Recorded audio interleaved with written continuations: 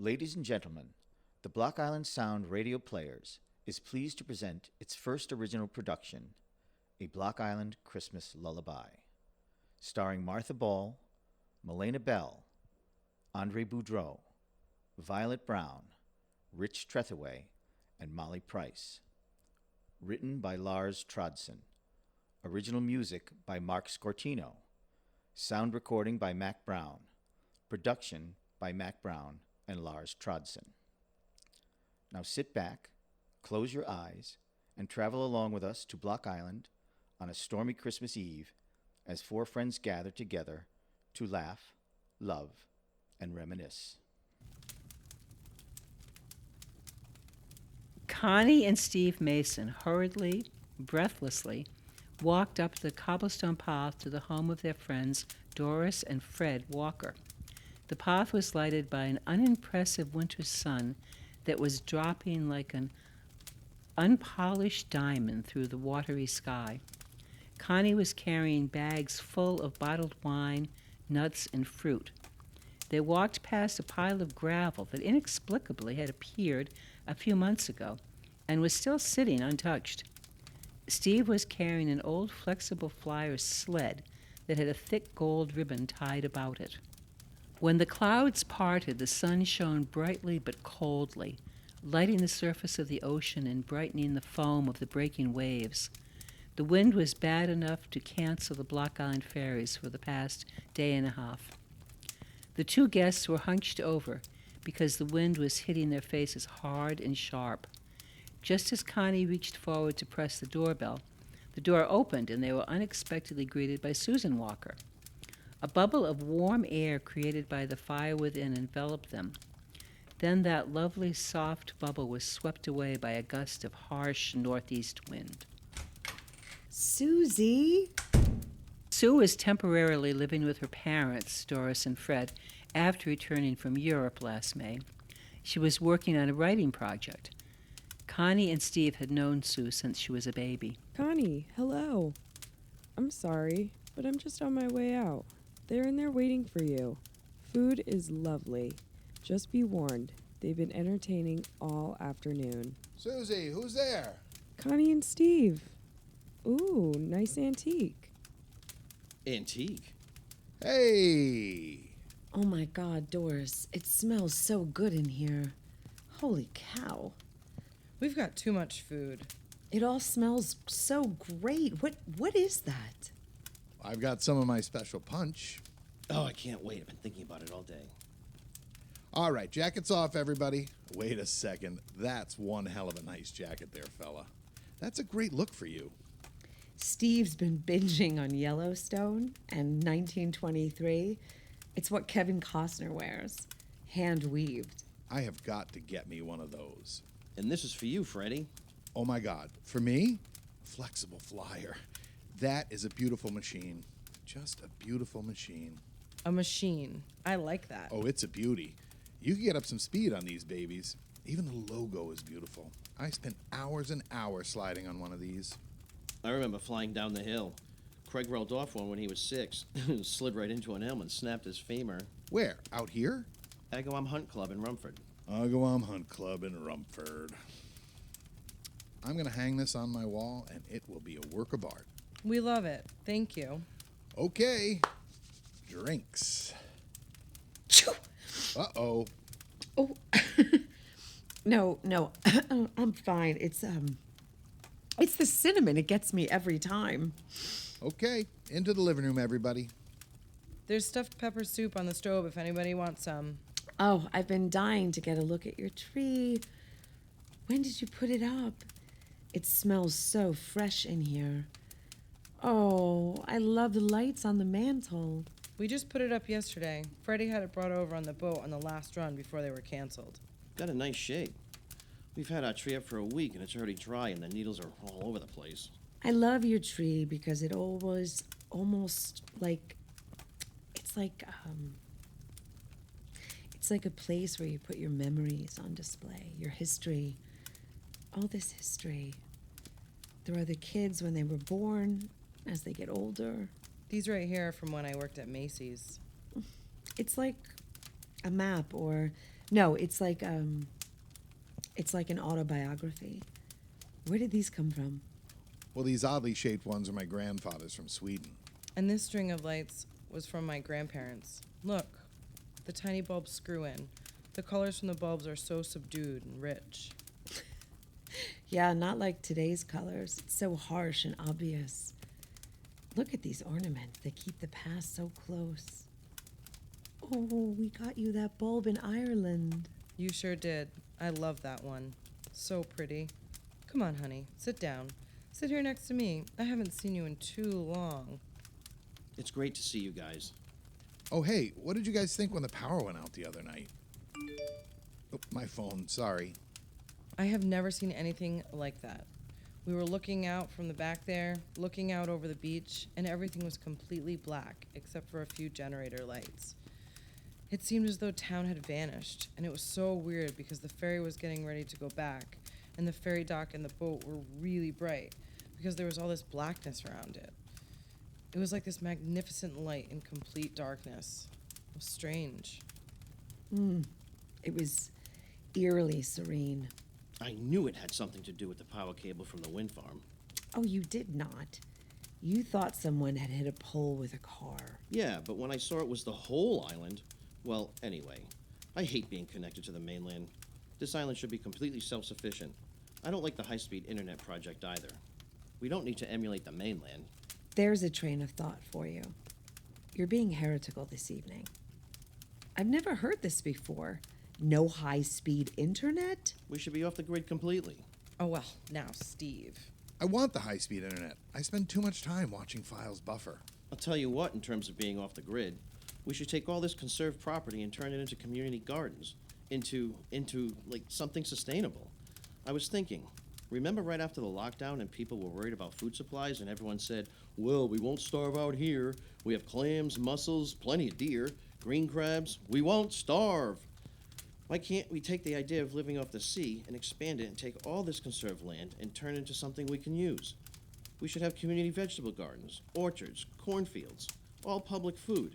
I mean, we conserve all this property to keep the island comparatively undeveloped, and it just sits there. I think we should use it. I actually kind of like that idea. Would you turn that off? We chose to live on an island. We do like the isolation. It suits us. Why not take it to the extreme? Become totally self-sufficient and self-sustaining. I'll tell you what I've been thinking about lately, and I'm sorry to change the subject. I think the country is in a mental health crisis. Oh, I think that's a bit much. Really? A national mental health crisis? Well, look around you. All this fighting, incivility, all this horrible, horrible violence. Yeah. Rudeness. I've been trying to figure this out. I think 3 things are impacting our mental health. 1, we have 2 political parties whose sole purpose seems to be piss off the other side. That's half the country. That's all they want to do. And the funny thing is, if you're, say, a conservative, your anger is not assuaged when you listen to people on cable or the internet with whom you agree. You just get angrier. I just watched an old debate between Robert Kennedy and Ronald Reagan. The forum was a bunch of high school kids asking really intelligent questions, and it was civilized. So civilized. They were both full of shit, but at least it was civilized.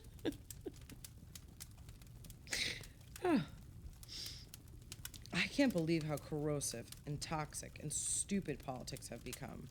I really don't care who either side nominates as long as they're nice. 2 faceless megacorporations that do not care about us as people. How many times have you been on with your phone carrier and you're finally reduced to gibberish because there is no one to help you solve your problem? I was on the phone with Interwebs the other day, and they had shut off my internet, and they kept passing me along. And I had to repeat my story over and over and over, and this kept happening all week until I was literally reduced to speaking in tongues. This is murderous. It's deflating, and it's soul-killing, and it makes you feel like you don't matter. Just like Steve said about the land out here. We got to carve up these huge corporations and make them accountable. Well, and as a sideline, as a corollary to that, all this talk about inflation, It's unchecked greed. And these corporations are aided and abetted by these two political parties who are oblivious to our everyday needs. These are all a threat to our mental health. These things are causing people to break down. What's the third? Talking pundits and social media. These people on the internet and cable, I just want to ask, after all this vitriol that you spew, what's the end game? What is the America that you envision? Progressives aren't going to disappear, conservatives aren't going away. So where's the truce? These people on TV are performers. They roll their eyes, squeak up their voices, make faces. They're failed actors. Well, yeah, but does that directly damage our mental health? Yes. We're all old enough to remember when political candidates, politicians, would say to their opponent, "I'm going to disagree with my friend on the other side of the aisle." We all remember that. Oh, I need some more punch. I'll get it. What I can't stand is that these people, you're right, they're performers, I'm sorry to interrupt, is that they've mastered the art of making people think that just by watching their show is some sort of patriotic act. That's right. I agree with that. They all wear these tiny American flag pins on their lapels. When in fact, the very best act of patriotism would be to shut off the TV and go to your town council meeting, or school board, or whatever. If these people really love their country, they'd say get off your couch and go participate. Well, they're not going to do that. Well, I know, but I think they've done something far more insidious. I didn't mean to interrupt. I'm sorry. There you go. Nice hot punch for you. Thank you, dear.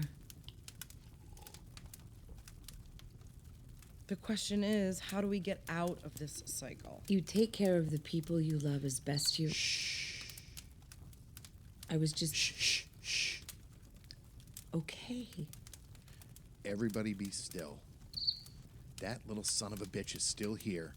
Everybody just be calm and cool now. The problem with these things is that you never can tell where their sound is coming from. I mean, sonically, they are very sophisticated. That little guy has been harassing me for days. He stays quiet and then reappears. Fred? Shh, shh, shh. Why do they stay silent for days and then all of a sudden act up? Fred, honey, for God's sake, sit down. The cricket has been driving him crazy for a week. He's disrupting my sleep. He's living in my head. I gotta find him.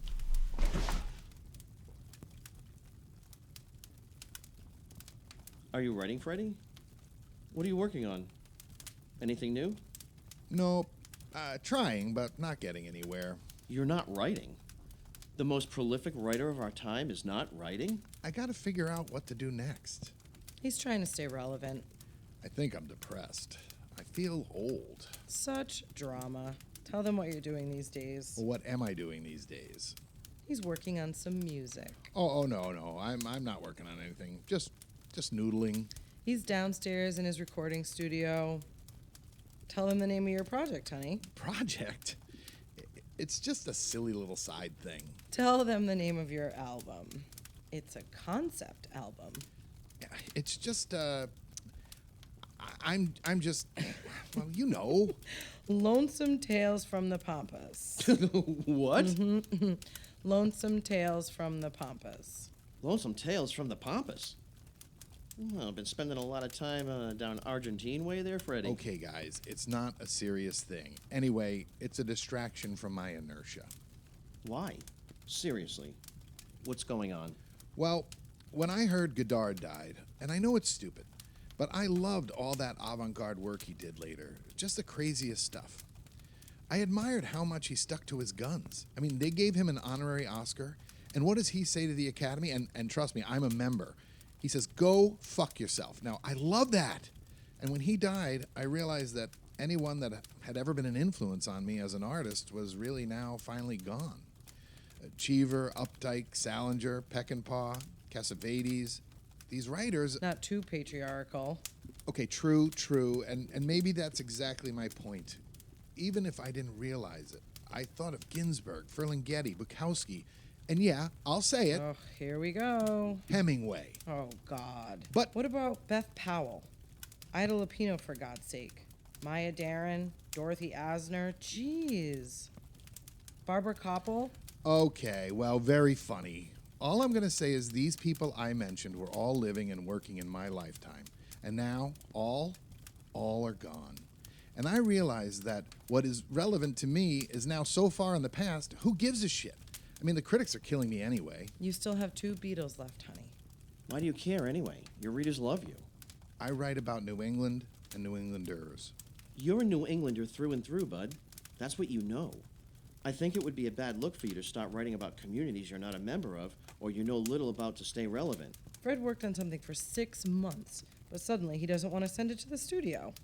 I don't want to talk about it. He had been hired to punch up the new Superman project. Oh, I'm going to get you. Tell them about your idea, hun. Well, you know the 2 kids that created Superman? Siegel and Schuster. These are 2 Jewish kids from Cleveland, right? They've got talent and ambition, but it's the Depression. There are war drums in Europe. There's bad news in the Cleveland Plain Dealer every day. Mom and dad are fighting. I mean, some of this is creative license, and these kids feel that their home, their country, and maybe even their world is circling the drain. And they feel helpless, right? So they dream up someone dropping out of the sky to save them. Moses. Yes. It was a beautiful sequence, with the newspapers and the reports coming over the radio. The question became, for me, right? The question became, can you take a moment to set up an action film that has everything to do with mood and suspension of disbelief? I mean, you never hear that phrase anymore, do you? It's so poignant. So what I tried to do was with each bit of bad news, their character became even more powerful and unstoppable. When the Nuremberg race laws are passed in 1935, Superman dons his Clark Kent identity that allows him to move among the people. When Jesse Owens competes in the Berlin Olympics and wins, boom, Superman is now faster than a speeding bullet. And when Buchenwald concentration camp opens in 1937, Superman gets his X-ray vision so he can see what's happening inside. And I showed Schuster and Siegel drawing panels showing Superman flying in to smash through the walls and save the camp inmates. I love that. That sounds beautiful, Freddie.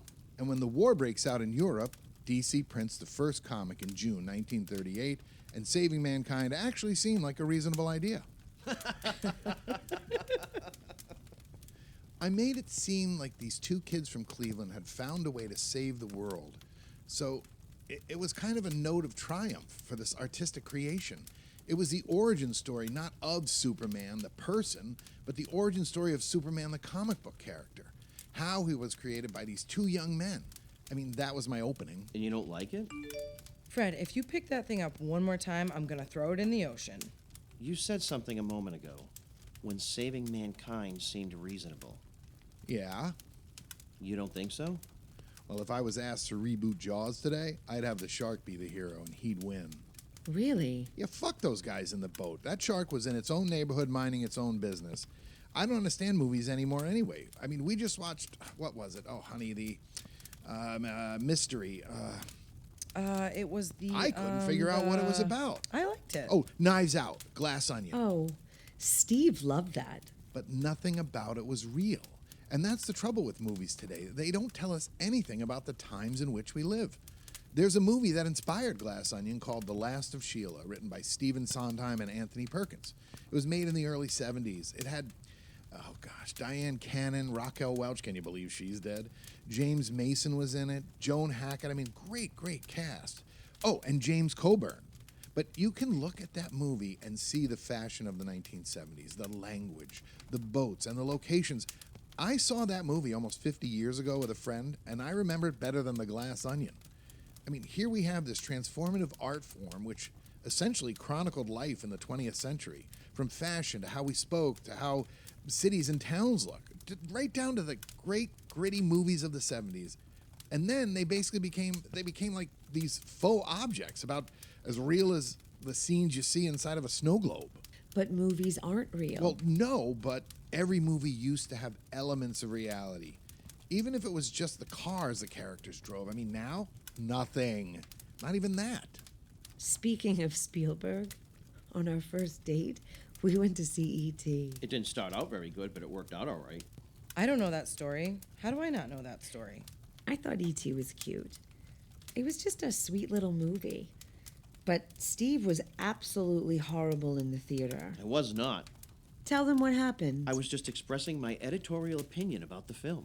Oh my God, you must have been horrible. At the end, when E.T. almost dies and then almost doesn't and then almost does, Steve all of a sudden blurts out, "I just want that fucking puppet to die." And I was like, okay, this boy really does not like this movie. And I was annoyed and embarrassed. But this woman was in the row in front of us. She's an adult person. Turns around and has tears and mascara running down her face. I mean, her face is absolutely sopping wet, and she shouts to Steve, "Shut up! Shut up! You shut up!" I mean, I just laughed out loud. I went out to the lobby to smoke a cigarette and thought, well, that's it for this date. I really like this girl. I forgot you used to smoke. It was love at first sight. Oh, it decidedly was not. For me it was, but I figured I had stupidly blown it. I was stupidly showing off. I was disconsolate. Then, amazingly, a couple days later, you called me. I'll tell you when I did fall in love with this man. I can tell it, but you'll be embarrassed. Well, now I'm the one who doesn't know the story. We had gone on a trip to New Hampshire, and we stayed at this lovely little inn. And I was in the shower, and Steve was in the other room, and we were in a hurry to get somewhere, and I called out to ask him if he was up. He said, "Yep." And I come around the corner, and I'm drying my hair, and he's still in bed, and I said, "I thought you were up." And he looks down at his erection and goes, "I said I was up. I didn't say I was out of bed." Oh. And that's when I knew. And I still am, you troublemaker. The other night I was watching the Titanic and we're in bed and Doris said the funniest thing. It's near the end, the boat's sunk, everybody's in the water and the passengers are screaming and thrashing about and it's loud. I'm watching and Doris is sleeping. She opens one eye, cocks it toward the TV and says, "What's happening?" And I said, "Oh, the Titanic is sinking." And Doris goes, "Again?" Oh, hey, look. You know what? It's time. Sunset, everybody. Let's grab those drinks. After they had all poured fresh drinks and put on their jackets, they hopped into Doris's car and made the quick trip to the Hodge Preserve. Night was enveloping Block Island. The view from the Hodge Preserve entrance included that one lone tree that made it feel like they were viewing a sunset over the Serengeti. And it was that time when the refracted light made the Great Salt Pond look like a pool of molten gold. The faded light turned the dunes along Corn Neck Road into the drifting sands of an arid desert. Every ridge in the Mohegan Bluffs, looking so cragged and prehistoric, was etched in fine gilt-edged detail in the fading sun. It is beautiful. But it's like watching time pass. That sinking sun.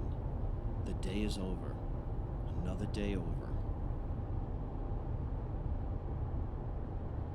Oh, Sir John, do you remember since we lay all night in Windmill and St. George's Field?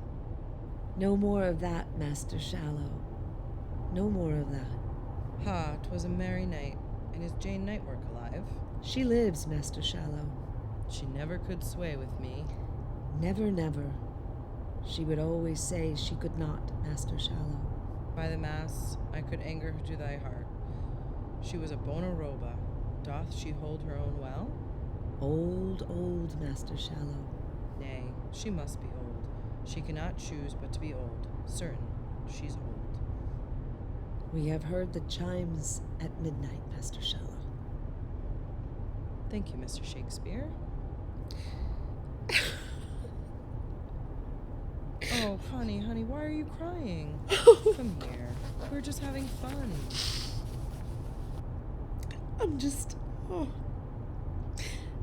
I'm sorry, I was just having a moment. Oh, okay. I'm okay. Let's go home now.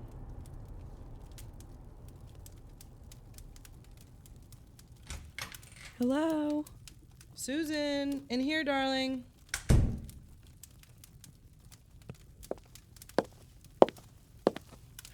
party. How are Franny and Beatrice? Everyone okay? They're amazing. Bee is just incredible. She's 102. The party was going okay until Chris Doran started to play the piano and everybody gathered round to sing Have Yourself a Merry Little Christmas. I leaned over to this guy who was determined to take me home and I said, I'm going to make like Vincent Minnelli and say cut. Oh, He had no idea what I was talking about. Anyway, they were having a theme party. Franny and Bee are just always up to something. Meet me in St. Louis. Everyone was dressed very colorfully, but it was moody. They had a table set up for pictures of family members who had passed on. I guess. I don't know. The last 2 years. The last 2.5 years. Oh, come on, you people. I'm going upstairs to get something to read to you.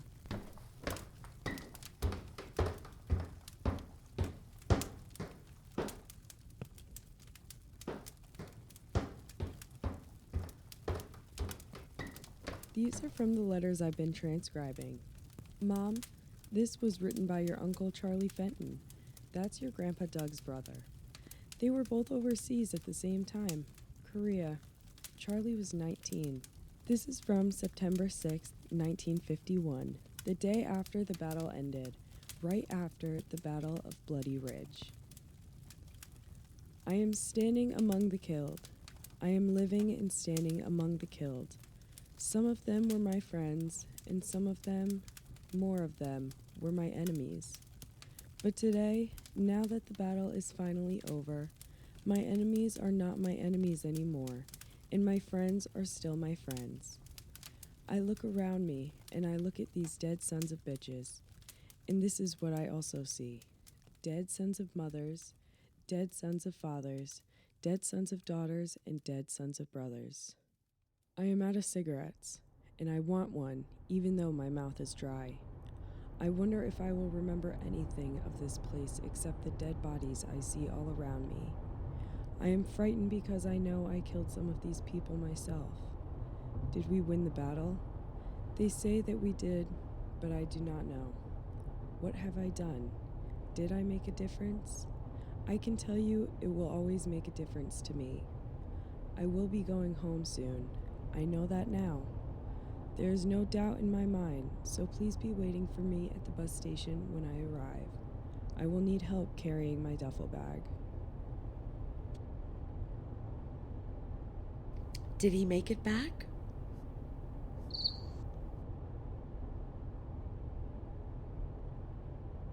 Connie and Steve pulled out of the Walker's driveway, took a right onto Mansion Road and a left onto Core Neck. They started to make their way over to the west side of the island where it was foggy. They were listening to an actor on public radio reading the ancient poem, The Seafarer. They steadily drove down these Block Island roads, past the Fred Benson Beach Pavilion and the favorite spot where the gulls hovered overhead to drop and split open their clams on the road.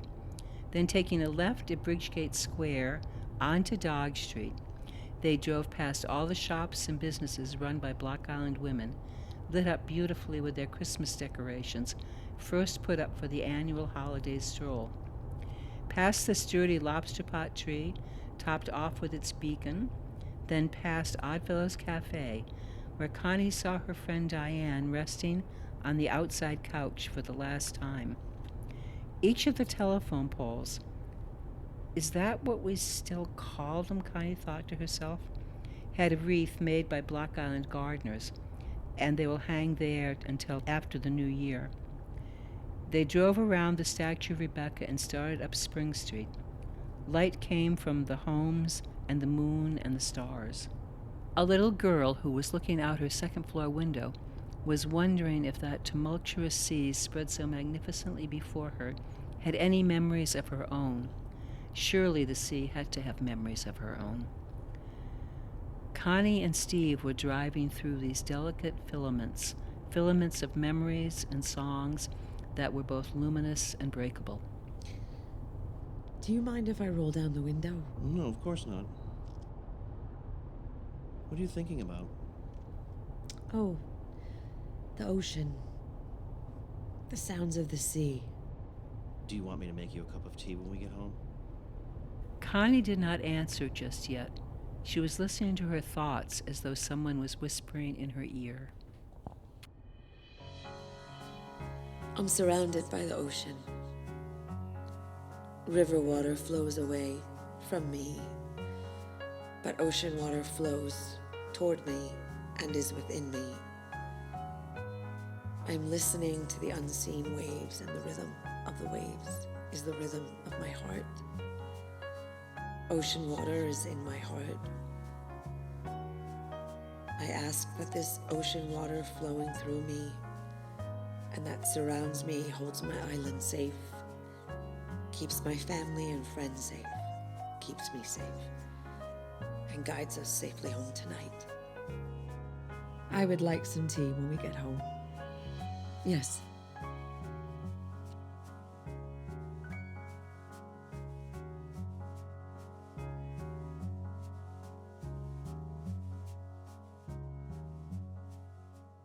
This Lullaby, starring Molly Price as Connie, Andre Boudreau as Steve, Milena Bell as Doris, Rich Trethewey as Fred, Violet Brown as Susan. Martha Ball was the narrator. This has been a Block Island Sound Radio Players production. Merry Christmas from every one of us to all of you.